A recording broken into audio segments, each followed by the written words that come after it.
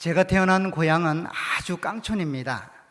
얼마나 깡촌인지 제가 태어난 고향의 이름이 괴산입니다. 산이 얼마나 많은지 산자가 들어가서 정말로 사방을 둘러보면 다 산입니다. 그 산도 멀리 있는 산이 아니라 길어봤자 1km 안짝입니다. 1km 안짝에 그런 산들이 첩첩산중에 쌓여 있고 또 산들이 높다 보니까 괴상한 산들도 많습니다. 그래서 괴산인가 봐요. 그런데 그 산 중에서 살다 보면 아주 여러 가지 일들을 경험하게 되는데 특별히 하나님의 섭리와 하나님의 은혜에 대해서 경험할 때가 많이 있습니다.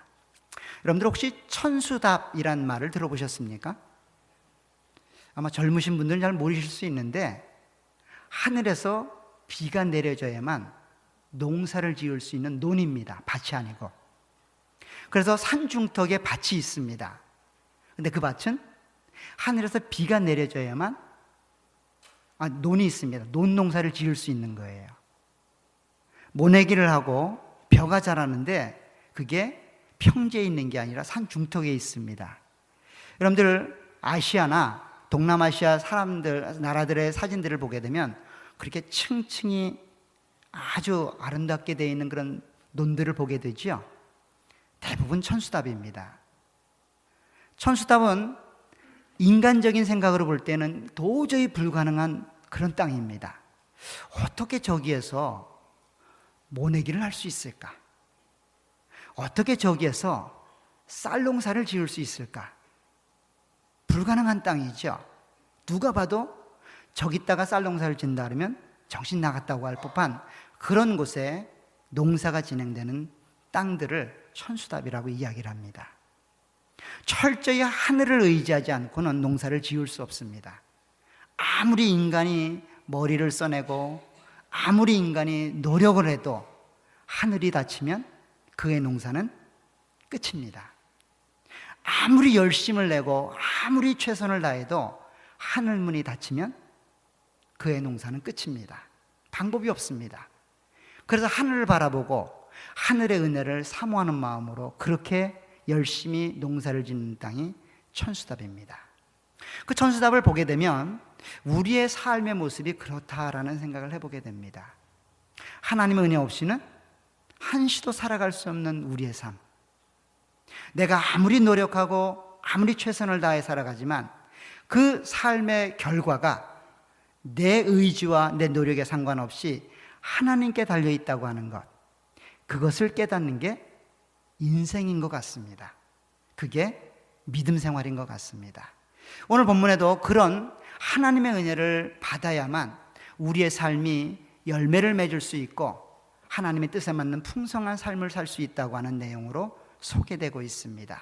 특별히 모세와 바로의 싸움이 계속해서 진행이 되고 있습니다.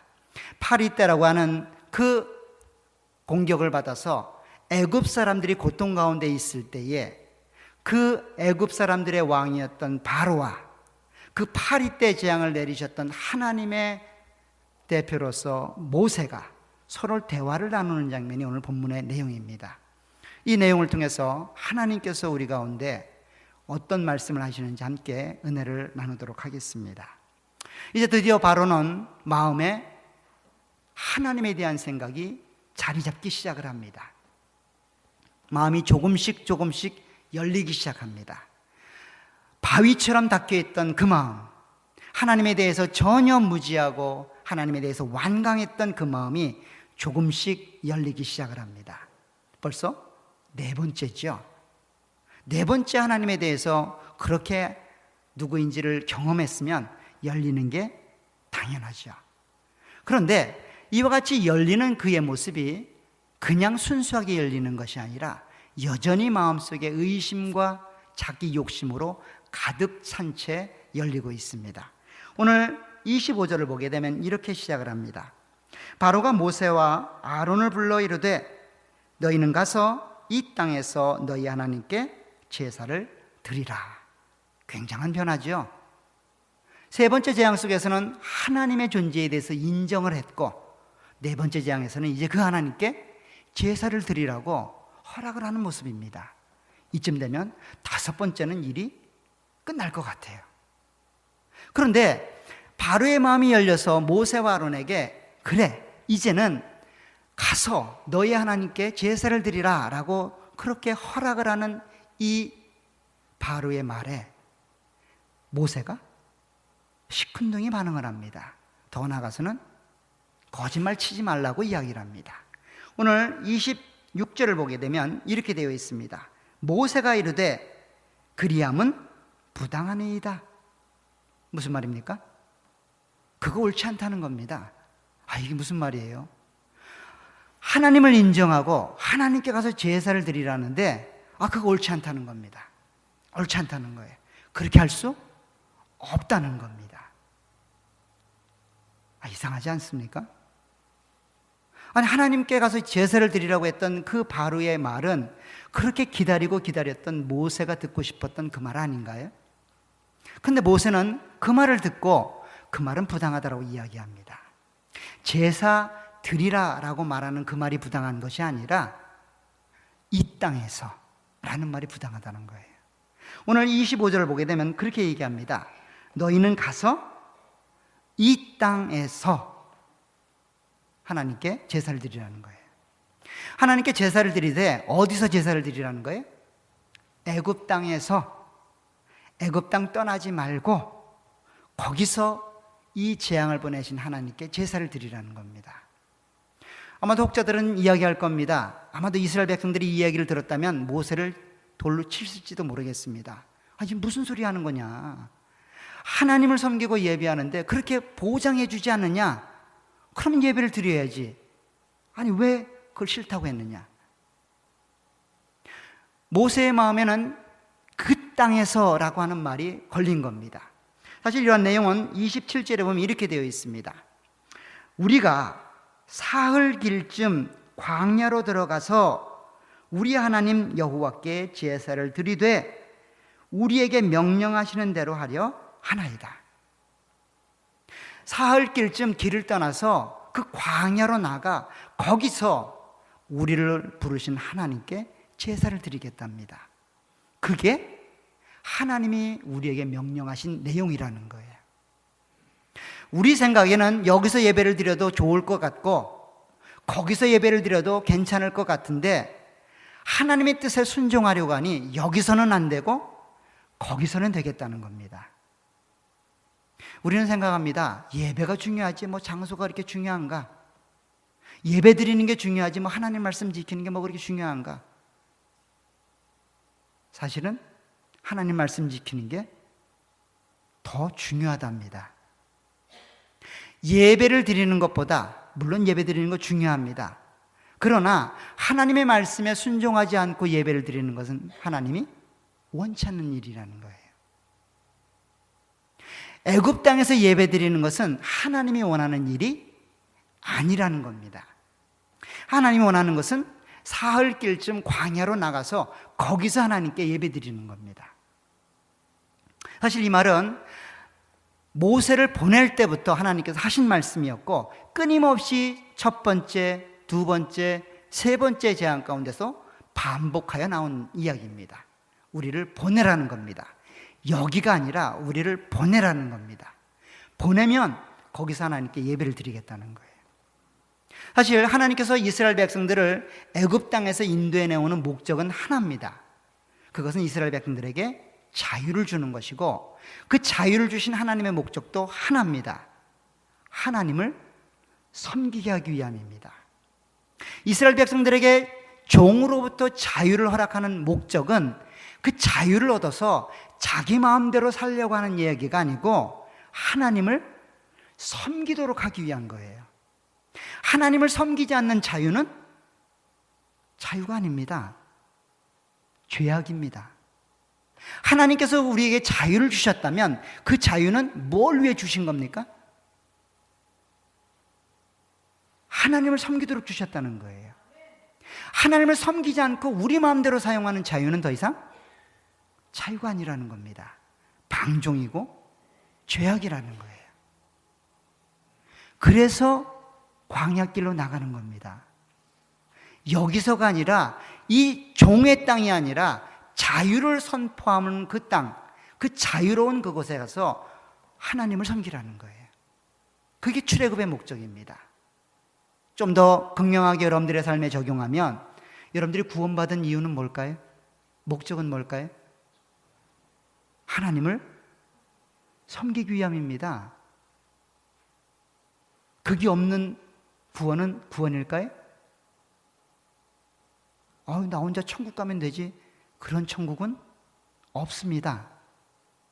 제가 목숨 걸고 얘기합니다. 그런 천국은 없습니다. 꿈 깨세요. 하나님 섬김이 없는 천국은 지옥입니다.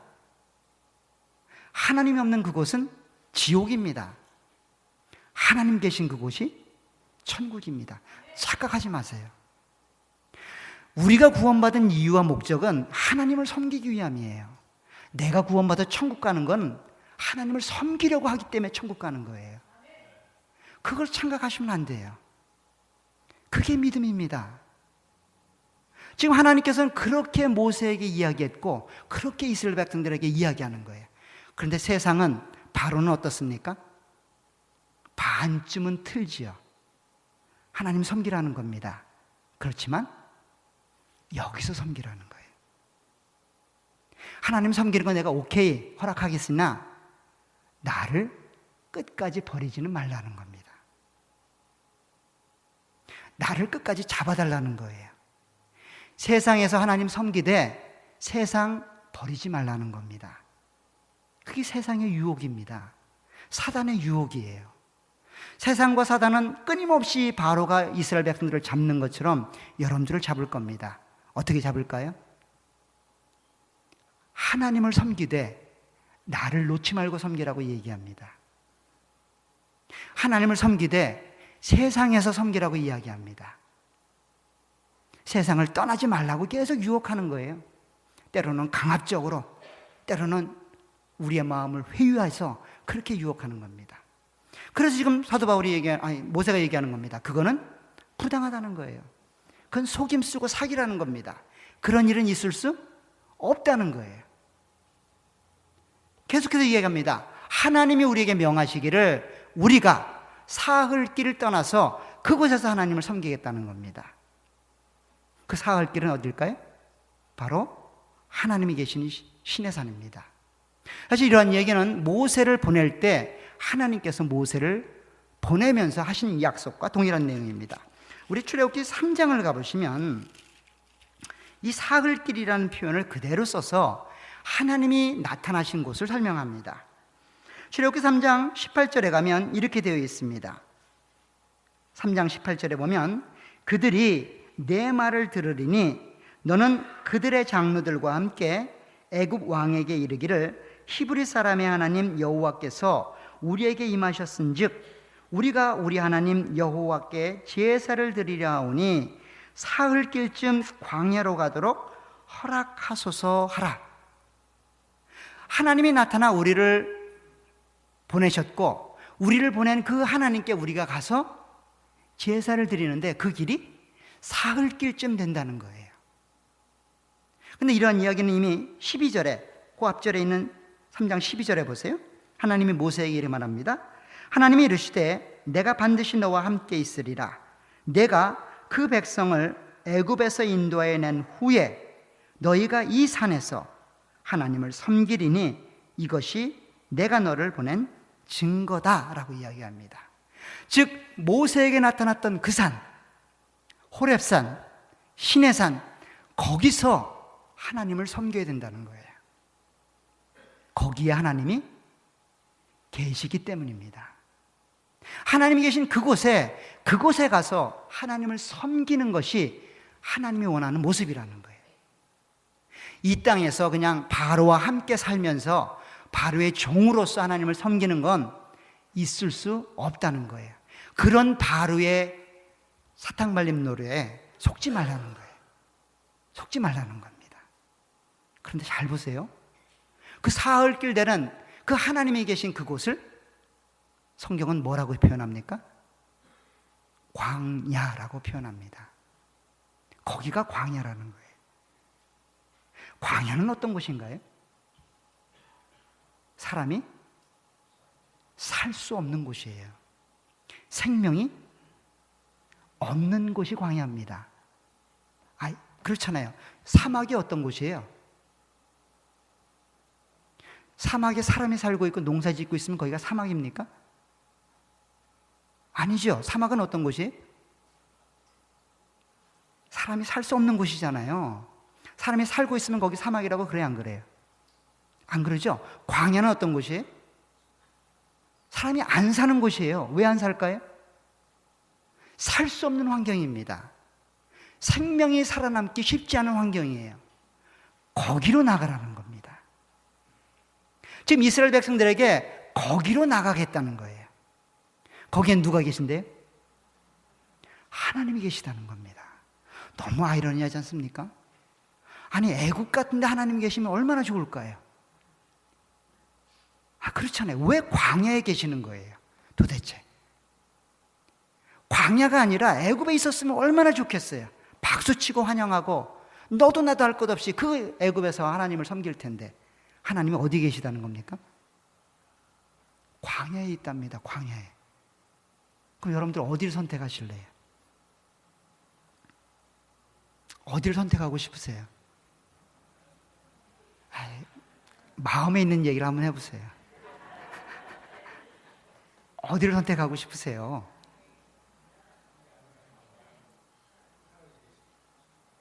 광야 갔다가 잠은 애굽에 와서 자고 싶죠?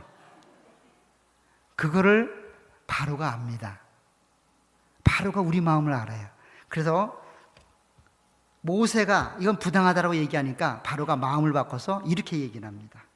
28절에 보면 바로가 이르되 내가 너희를 보내리니 너희가 너희 하나님 여호와께 광야에서 제사를 드릴 것이나 너무 멀리 가지는 말라는 겁니다. 적당한 거리 가서 제사 드리고 밤중에는 넋서리한 호텔방에 와서 잠자라는 거예요. 우리 마음하고 똑같죠. 우리가 이제 구두도 수양관으로 수련을 간다 그러니까 걱정이 많으세요. 갔다 오신 분들이 걱정이 많으세요. 안 가신 분들도 미래부터 걱정을 많으세요. 그래서 주변 호텔을 알아봐야 되겠대요. 그게 무슨 소리입니까? 그러니까 열심히 은혜는 받고 적어도 잠은 호텔 가서 해야 되겠다는 거예요. 충분히 이해를 합니다. 충분히 이해를 해요. 근데 지금 바로가 그 얘기하고 있는 거예요. 뭐라 그래요? 그게 네 뜻이라면 그래, 오케이. 가기는 가지만 애굽의 끈은 놓지 말라는 거예요. 끝까지 잡고 가라는 거예요. 다른 말로 하면 이겁니다. 사막으로 여행 떠나니까 거기 날씨 덥지 않냐? 냉장고 하나 짊어지고 가라는 겁니다. 냉장고만 있으면 안 되잖아요. 정수기 하나도 짊어지고 가라는 겁니다. 잠은 어떻게 자겠어요? 그러니 싱글 침대도 하나 짊어지고 가라는 겁니다. 그렇게 길을 떠나라는 거예요. 길을 떠날 수 있을까요? 얼마쯤 갈 수 있을까요? 한 걸음도 못 떠날 겁니다, 아마. 여러분들, 제가 보기에는 여기서 침대 하나 벌쩍 들 만한 분이 아무도 안 계신 것 같은데. 그죠? 바로의 요구가 그 요구예요, 지금. 멀리 가지 말라는 겁니다. 적당히 나와 끈잡고, 나와 연결된 상태에서 신앙생활 하라는 거예요. 하나님 섬기는데 그렇게 고지고대로 섬길 필요 없다는 거예요. 네가 이루고자 하는 꿈도 생각해보고 세상에 주는 그 좋은 것들 그 포기하면 또 죽는 거야. 그거 어떻게 포기해? 그 잡고 이것도 잡고 저것도 잡고 그렇게 가라는 겁니다. 처음에는 그 아예 이 땅에서 뿌리박고 그렇게 신앙생활 하라니까 그거는 양심상 못 받겠고 광야로 가라고 하는 겁니다. 그렇지만 여전히 세상에 대한 유혹은 갖고 있으라는 거예요. 사실 광야로 생각할 때 우리의 마음은 답답합니다. 그 광야를 생각하면 우리는 죽을 것 같습니다. 여적지 이뤄놓은 나의 삶, 여적지 이뤄놓은 나의 인생, 이걸 다 포기하자니 죽을 것 같거든요. 그렇잖아요. 2박 3일 구두도 가자는데도 먼저 호텔방 먼저 알아보는데 이거 죽을 것 같거든요. 그러니까 못 떠나는 거예요. 못 떠나는 겁니다. 그런데 하나님께서 그곳에 계십니다. 계시는데 그냥 계신 게 아니라 이렇게 얘기하십니다. 민수기 10장으로 한번 가보세요. 민수기 10장에 가면 3일길이라는 표현을 쓰면서 하나님께서 행하신 일들을 이렇게 설명합니다. 33절입니다. 민수기 10장 33절에 보면 구약성경 213쪽입니다. 10장 33절 그들이 여호와의 산에서 떠나 3일 길을 갈 때에 여호와의 언약궤가 그 3일 길에 앞서가며 그들의 쉴 곳을 찾았고 라고 말합니다. 왜 굳이 3일 길인지 모르겠어요. 하나님이 3일 길 앞서 가신답니다. 그래서 그 앞서 가셔서 그곳은 뭐 하신다는 거예요? 여러분들이 쉴 호텔 만들고 계시다는 거예요. 여러분들이 먹을 차가운 물 만들고 계시다는 거예요. 여러분들이 드실 음식 저장할 냉장고 만들고 계시다는 거예요. 어디서요? 광야에서. 우리의 눈이 광야라고 하는 데만 머물러 있으면 그 하나님이 안 보입니다. 그 하나님이 안 보이면 절대로 애굽을 떠날 수가 없어요. 천하 없어도 못 떠납니다. 천하 없어도 못 떠나요. 억지로 떠나게 하는 겁니다. 그래서 10번이 필요한 거예요. 한두 번 갖고 우리는 마음 안 바꿉니다. 우리가 누군데요? 우리는 한두 번 은혜 받아서 결단 잘 못합니다. 바로가 그것을 보여주고 있잖아요.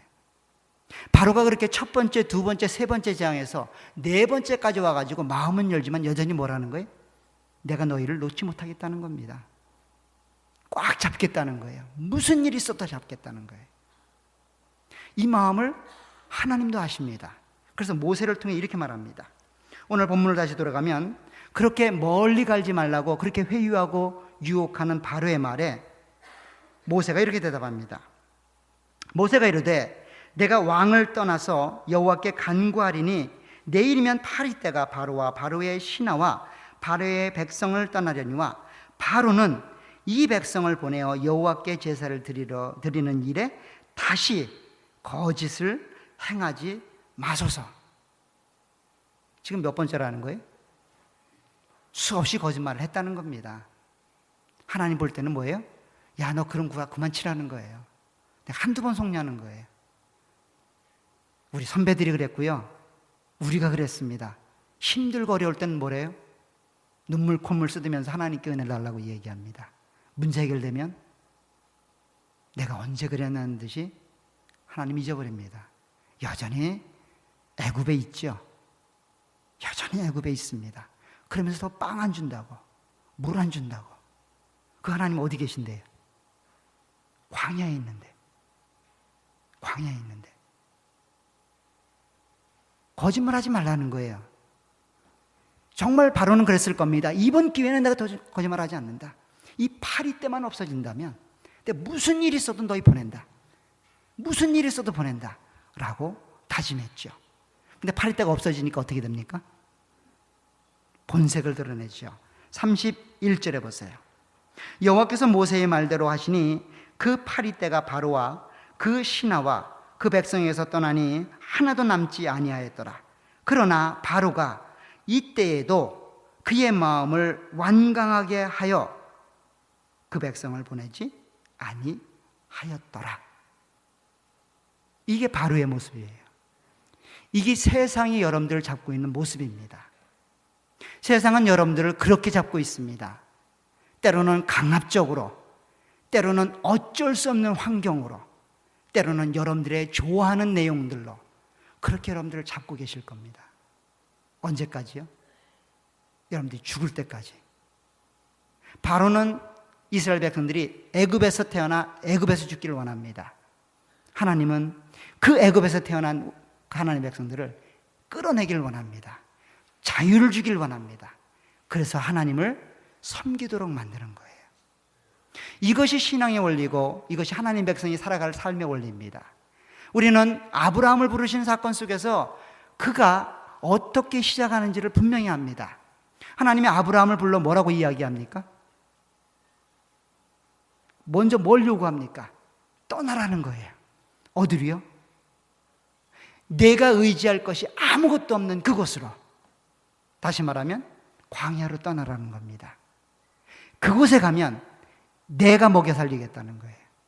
하나님이 그곳에서 너를 먹여 살릴 테니 그렇게 시작하자는 거예요. 떠나기 전까지는 이 일을 시작할 수 없으니 떠나라는 겁니다. 내가 보일 땅으로 가라는 겁니다. 그곳에서 내가 너와 함께 하겠다는 거예요. 그곳에서 내가 너를 복으로 만들어 주겠다는 거예요. 그곳에서 내가 너를 하나님의 백성으로 만들어 주겠다는 겁니다. 사랑하는 여러분, 이것이 하나님께서 우리에게 요구하시는, 출애굽을 원하는 하나님의 백성들에게 요구하시는 삶의 모습입니다. 어쩌면 우리는 이 바로를 한두 개쯤은 가지고 있을 겁니다. 여러분들 인생 속에서 이 바로 같은 존재가 한두 개쯤은 다 있을 겁니다. 이거 노찬히 놓을 수가 없는 것들, 그런 게 한두 개쯤 다 있을 겁니다. 그게 관계가 됐든, 그게 물질이 됐든, 그게 내가 이루는 일이 됐든, 어떤 것이든 한두 개쯤은 다 있을 겁니다. 근데 가장 큰 바로는 뭔지 아세요? 우리 자아입니다. 우리 자아가 바로처럼 마음 안에 딱하니 자리 잡고 있어서 우리는 수도 없이 하나님의 은혜를 받으면서 반복하여 거짓을 행합니다. 그 바로가 사라질 때까지 하나님은 출애굽을 연기시킬 겁니다. 그 바로가 사라지는 순간 우리에게는 하나님의 역사가 일어나게 될 겁니다. 그 출애굽을 경험해야만 하나님을 만날 수 있습니다. 그 바로가 사라져야만, 그 죽음의 땅 광야로 나가야만 그곳에서 생명을 얻을 수 있습니다. 그렇지 않고는 이 삶은 우리에게 그림의 떡입니다. 많은 자들은 이야기합니다. 그 하나님을 만나 영광스러운 삶 살고 싶다고, 그 하나님과 함께 은혜로운 삶 살고 싶다고, 그 하나님을 섬기면서 평생 기쁨을 누리며 살아가고 싶다고. 그런데 그 하나님과 영광스러운 삶을 살려면 광야로 나가야 됩니다. 여러분들 생각에 죽음의 땅, 실패의 땅, 아무것도 이룰 것이 없는 그 땅, 그 땅으로 나가야만 하나님이 일하기 시작합니다. 사실 이런 고민은 모든 자들에게 동일하게 주어지는 고민입니다. 사도 바울 역시 그러했습니다. 사도 바울은 그렇게 믿음으로 하나님을 따라가고 하나님을 위해 살지만 여전히 그 마음 안에 갈등과 번민이 있습니다. 우리 로마서를 가보게 되면 그런 사도 바울의 심정을 그대로 읽을 수 있습니다. 로마서 7장에 우리가 아는 것처럼 고뇌하는 사도 바울의 내적 갈등에 대해서 기록을 했습니다. 그러면서 이제 8장에 들어오면서 그와 같은 삶의 답을 이야기합니다. 8장 1절에 보면, 그러므로 이제 그리스도 예수 안에 있는 자에게는 결코 정죄함이 없나니 이는 그리스도 예수 안에 있는 생명의 성령의 법이 죄와 사망의 법에서 너를 해방하였습니다. 성령 하나님이 인도하시고 이끌어 가시는 그 삶, 그분께 순종하고 그분께 의지하는 삶, 내 능력과 내 힘이 아니라, 내 조건과 내가 이루는 어떤 일들이 아니라 하나님 한 분만으로 만족하고 그분을 목적으로 살아가는 그 삶, 그 삶이 됐을 때 그 마음의 갈등, 번민이 해결된다는 겁니다. 그 하나님의 성령의 역사가 여러분들의 있기를 간절히 부탁을 드립니다. 많이 갖고 많이 이뤄놓으면 더 힘들고 더 어렵습니다. 없고 가진 게 연약하면 그만큼 쉽습니다. 버리는 연습하시길 간절히 부탁을 드립니다. 잘 베푸는 연습 많이 하시길 부탁을 드립니다. 그래야만 광야로 나아갈 수 있습니다. 그래야만 출애굽이 일어날 수 있어요. 애굽이 너무 좋으면요, 애굽 못 떠나요. 애굽 못 떠납니다.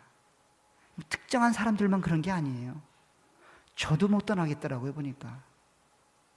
옛날에 조만한 방에 조만한 차, 구닥다리 차 타다가 좋은 소나타 타니까요, 이제 낮은 급 차 타면 불안합니다. 저희 아들이 끄는 차 타봤더니 큰일 나겠더라고요. 그게 우리입니다.